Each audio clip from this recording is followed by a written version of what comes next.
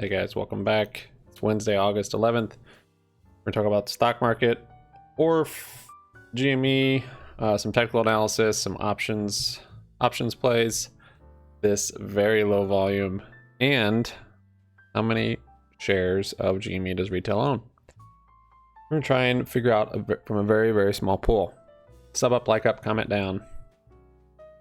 Sub up, like up, comment down. Happy Money sticks around.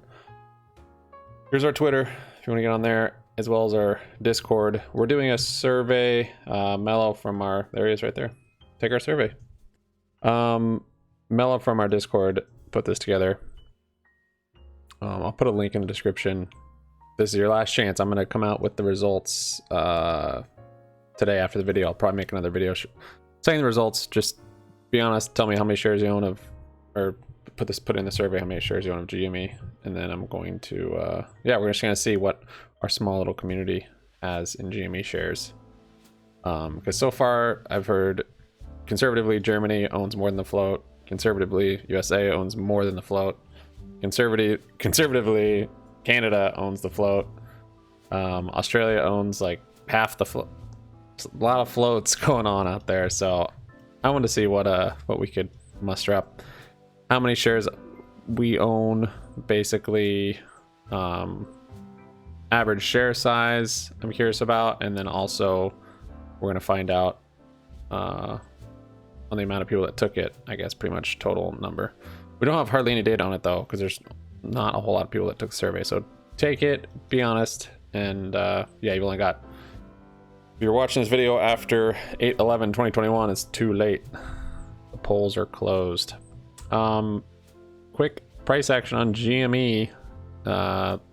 This is good. Remember yesterday I said if it closes daily, closes bullish on the MACD, that is good. That will support my idea that this 145 support will stick around like Happy Money. And now today it looks like we're probably going to close bullish again on the MACD just to further solidify this trend. Today's price action actually did pretty much what I was expecting. I said I was going to dip down in the morning and then probably rally back up later. You can watch yesterday's video. And that was just based on the hourly chart here showing just bearishness. We went into close yesterday. It had this bump up here, but that was just up to the moving average. And then I was like, well, we're still bearish on the MACD. We still have red candles out of the 9 moving average. So, yeah. That's what we got here. I'd covered calls on it. I'd sold here, and then I bought them back. I bottom ticked it pretty good. Got a little greedy, got back into them up here, and then I just closed them back out. So, because I was like, this is actually looking pretty good at this point. I'm not certain we're going to. We might retest some lows, but honestly, today's not bad. This is looking. So here on the 1 hour, I like the way it looks the best. Kind of see what's going on. We've got this nice bull run this day, 6%. And then the next day we gave back maybe half, and then we got this nice bull run, bigger, that's maybe twice the size, and then this is the next day today, and we're giving back about half, I'd say. And so if this continues, that is good. We're making higher highs and higher lows, as well as if we make bigger runs. So if this is doubling, that means tomorrow would be double, which is good. Double. I don't think it'll keep doubling the bull run size. It'll probably be more consistent than that. But back here, so we kind of did it back here, but this is looking better to me. One reason is because we're kind of bouncing off this 180 moving average. Another reason is because all these divergences on the MACD and RSI, 4 hour, 2 hour. We've got a higher MACD and a lower price, so that's kind of showing it's building this floor down here. We don't have a full on. I mean, the MACD is bullish on the daily, but we don't really have a full on reversal to me. Maybe we would need green over the 9 moving average, and I'd like to see kind of this 9 even trending up. And I think we could see that. We could see that pretty soon. I mean, it's not certain the trend yet, but it might just take a little more consolidating, and then it will be more certain. Not sure if we're going to cross back over bearish on the MACD or if we'll hold this bullish trend. As you can see, even today, we were down, and even when we were down here at 154, MACD was still bullish today, so the momentum has shifted, and now it's just consolidating from bouncing off the bottom pretty much. So expect some more consolidation. Today's volume, very, very low. Lowest I think we've probably had since, one person was saying 2017. It's not closed yet though. Looks like we'll probably end with less than 1 million volume. Reverse repo was 1 trillion today. Someone wanted that last Friday. They didn't get it, but they got it this Wednesday. I'm still, yeah, the consolidating, I was thinking probably this whole week kind of needs to consolidate, but not necessarily. This could be, we could consolidate as we are kind of trend up. It doesn't have to consolidate like this. It can consolidate and reverse the pattern as it's coming up, kind of like it did here. And this kind of is reminding me what we're doing now, kind of like this, just where it's coming up, higher highs, higher lows, and then little consolidation, gives back a little, comes up, gives back a little, and then one day or a few days rather, just real flat. I'm not saying we're going to repeat this, but just kind of this upward pattern we're seeing right now. It could be similar to this. The difference with this, and I mentioned in my other video, maybe it's too brief, but back here we had this downward trend and then it stopped here, and then we just traded in this range, and then it turned up. So we haven't had that here. We've only had this downward channel. We haven't really had a time we've traded in a range, tested a high, rejected, tested a low, rejected, to really establish a bottom and a top. So that's why I've thought we need to consolidate more, and it's likely that we won't just rip from here. I guess I still kind of think that, but on a day like today, it makes me think that we could kind of rally at any point, but it'd probably be more natural price action. TA is kind of telling me that it's still, even though MACD and stuff's crossed over, we still have a lot of momentum that's pushing us down. So I'd like to see just it smoothing out down here more. And smoothing out would be, we need a big green day, really. A green day up here, and then maybe some pullback just to really move the momentum, because it's still got a couple good days, but and a lot of it, I mean, this price action, just these just basically candlesticks, is still, I mean, it's pretty heavy in this just downward channel. So something like that, you know, it's still kind of in there. So I'd like to see it kind of come up above that, maybe even this 180, just to kind of break out of this downward channel a little bit, and then it'll kind of have a nice consolidation, or it could even break out from there. But yeah, I don't know, next week or the week after. Like I said, I got calls yesterday for the 3rd of September. I want to just get them the week of, but I was thinking back here, if we do have it like this, where it kind of just grinds up and just kind of pretty good days and gives back some, and pretty good days before it kind of has a sneeze or whatever this was, failed to deliver covering, then I'd want to get my calls down here, because they'd probably keep going up in value. After a day like today, pretty good consolidation. The calls are losing value, but honestly, since I'm not buying to a bunch of IV, they haven't lost a whole lot of value since yesterday. So that's good. I mean, the time decay on them isn't awful, because I didn't buy into a bunch of IV. And I could average into them. By the time I'd probably want to average into them, though, they will probably already be positive, which would be averaging up, just because it'll have confirmation, and that's when I'd want to get it. But we'll see. Maybe I'll have confirmation and there'll still be some averaging down I could do. Ooh, okay, today SPY not coming back down. Inflation results were out. We are matching what we did basically in 2008, where it's 4 months of, I think, 4 to 5% CPI, and that's what happened right before we crashed. So yeah, I'm still bearish on the SPY, and the SPY kind of keeps defying everything here. Remember back here when we had all-time highs on all these red candles? It looks like it's wanting to do that again. See here, all-time high red, all-time high red.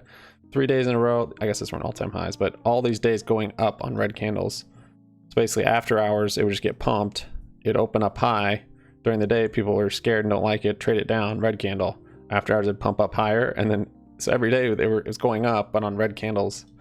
So strange. Today's gonna be that day. MACD it's green on the daily. Hourly is what I was more looking at, and it's still bearish on the hourly. It's been bearish since 8-9, even though we've been grinding up here. So, I thought today would be red. I forgot the CPI was coming out this morning. Of course, with awful inflation, the market's gonna rally, only because it was what they were expecting. So great CPI numbers. We have terrible inflation. We're also stoked because that's what we're expecting.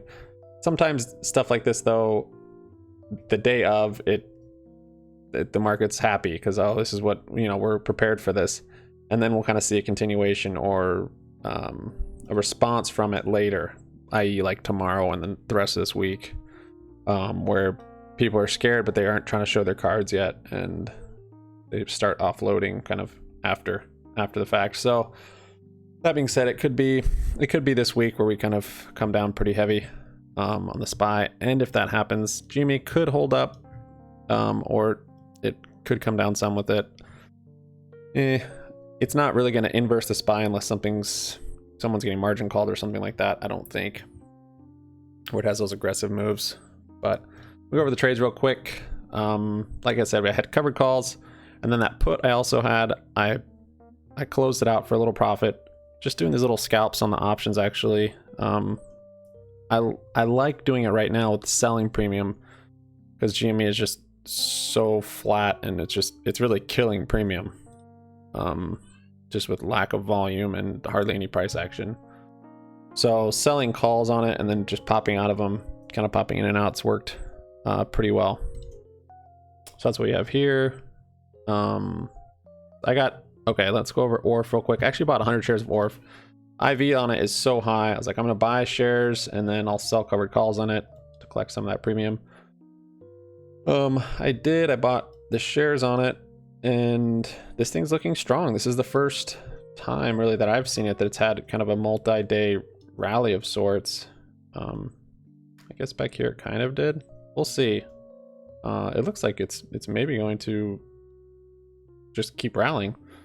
The hourly looks pretty nice. I mean, it's setting up, it's staying above that 9 moving average. Looks like it wants to consolidate before another rally. Rip rally. The news on it was something about FDA. Falters at FDA. CEO placed on temporary leave. 5 IPOs. It seemed bearish to me, but I looked it up, and when I went to what was I going to do? I was doing something with options on ORF. I was going to do like a credit spread, and it said hard to borrow. So actually I shared on here, and hard to borrow to me is very good if that means, I mean, squeeze potential. And then I'm thinking about it, I'm like, yeah, this thing definitely has squeeze potential. So here it is. Underlying security is hard to borrow. So that's what we've had on GME, and I am seeing the shorter ones at different times. But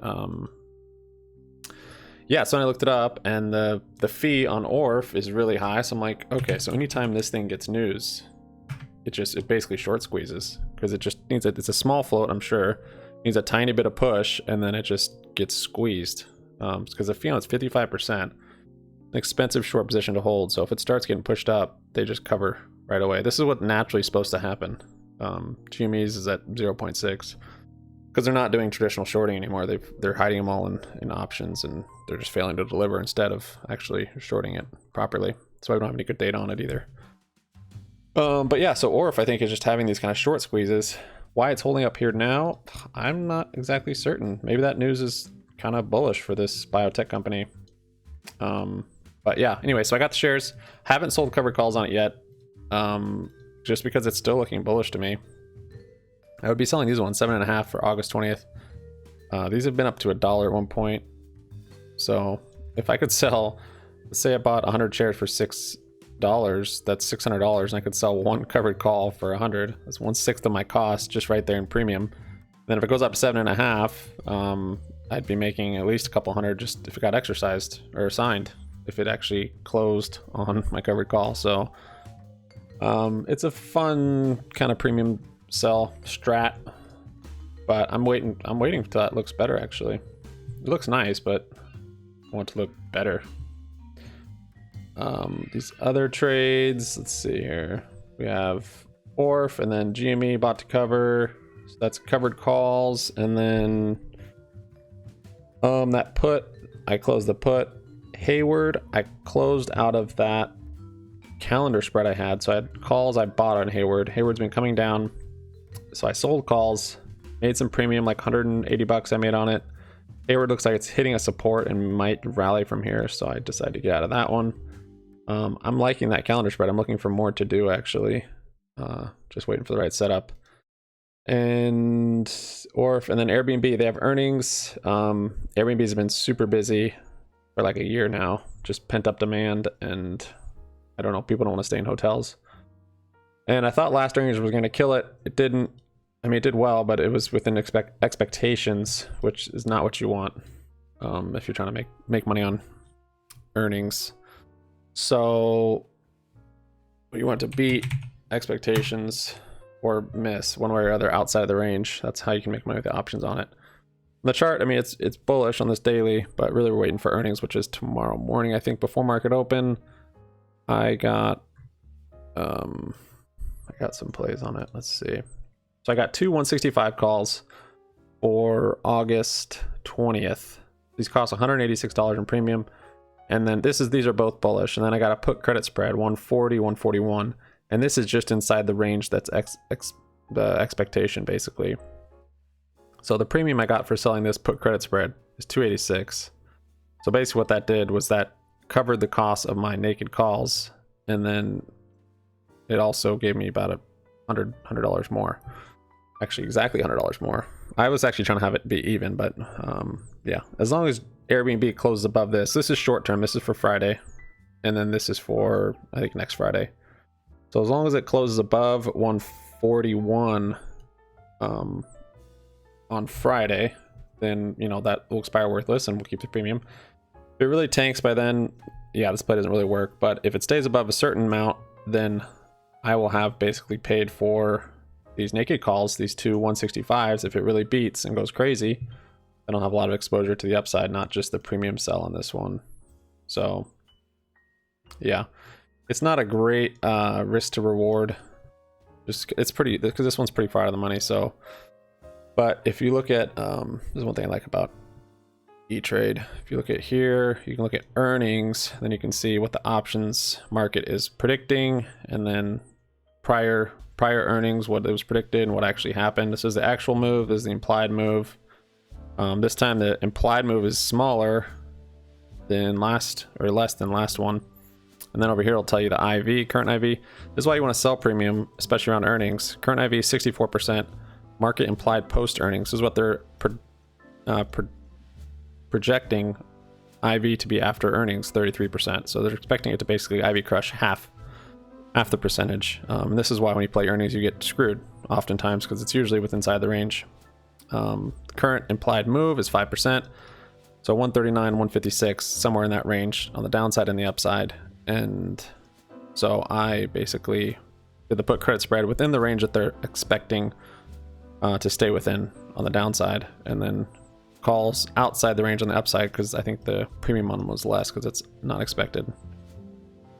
8-12. Oh, it's actually tomorrow after hours. Whoops. Okay, no worries. But that's the Airbnb play, and I need to roll that credit spread on SPY because SPY is not going to do what it should do. So anyways, guys, that's what I got for you. Sub up, like up, comment down. Happy money sticks around. Take the survey real quick, and we'll have results. Try and have another video today with it, or maybe I'll just put a post up on YouTube with it. Okay, peace out.